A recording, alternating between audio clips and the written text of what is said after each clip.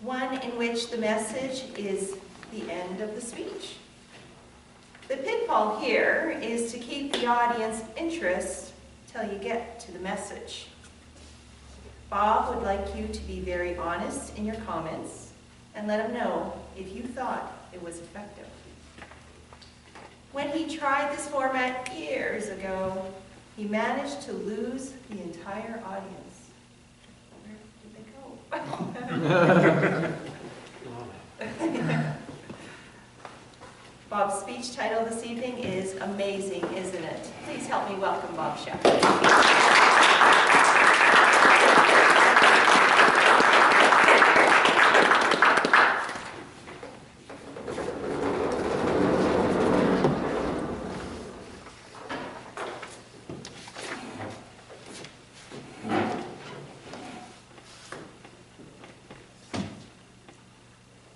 Have you ever wondered why the Earth doesn't fall from its orbit?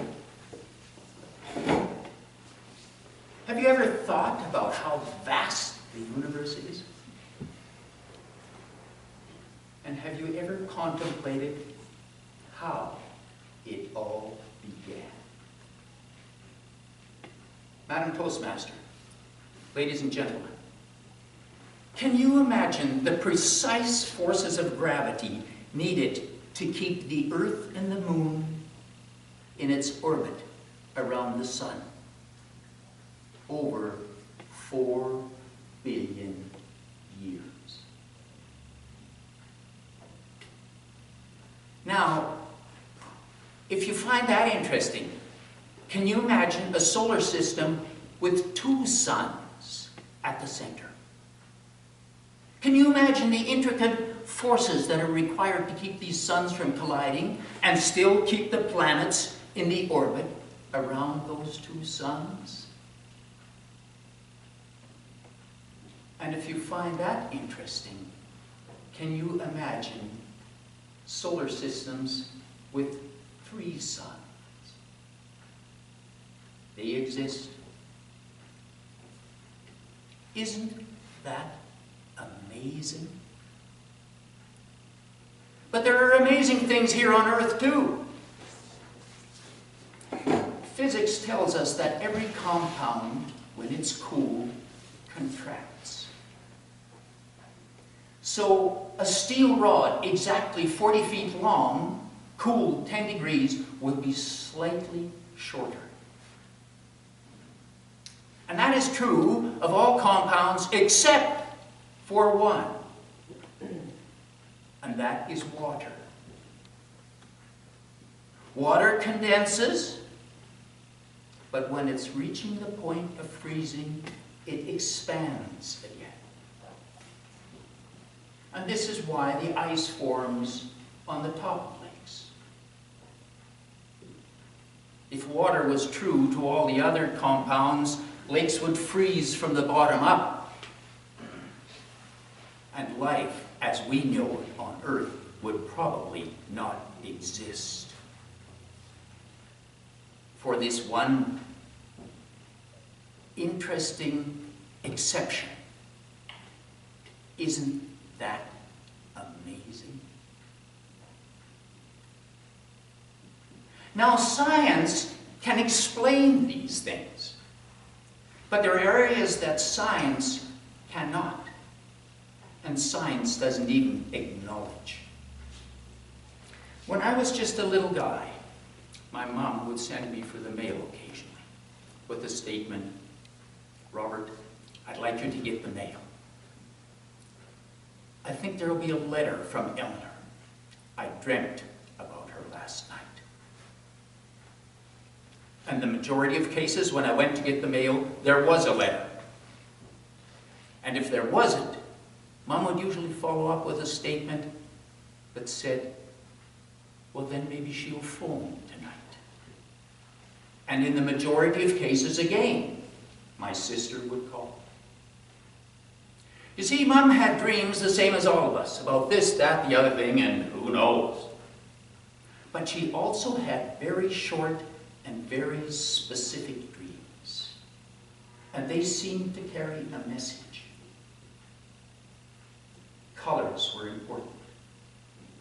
White was good, black was not. So if Mom dreamt about going down a set of black stairs, usually within 24 hours, we would get a phone call that someone in the family had passed away. A good number of years ago, Sharon and I went down to see Mom and Dad one evening. Mom seemed to be preoccupied. I asked her what was bothering her. And she said, I had a dream last night. I dreamt about a black frying pan hanging from the sky, swinging back and forth.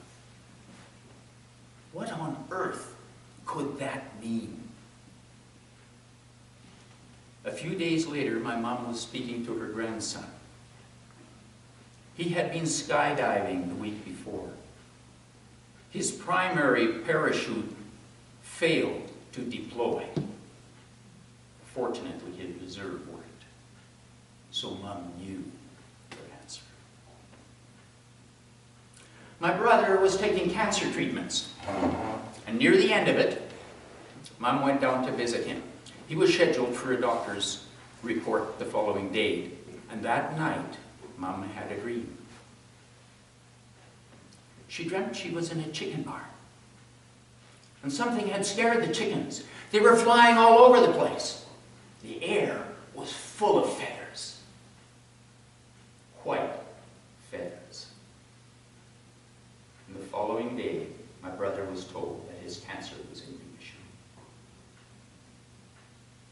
Amazing, isn't it? When we look at what has happened, there are people that will tell you it all started billions of years ago with a big bang. But when I look at the precision that is required in planets and solar systems and galaxies orbiting and staying in place, when I look at the exception that guarantees us life, and when I look at areas that we still don't understand, I cannot help but think that there must be intelligence involved. An intelligence that goes far beyond our understanding. An intelligence that literally surpasses all of our understanding. And to me, that intelligence has a name. The name is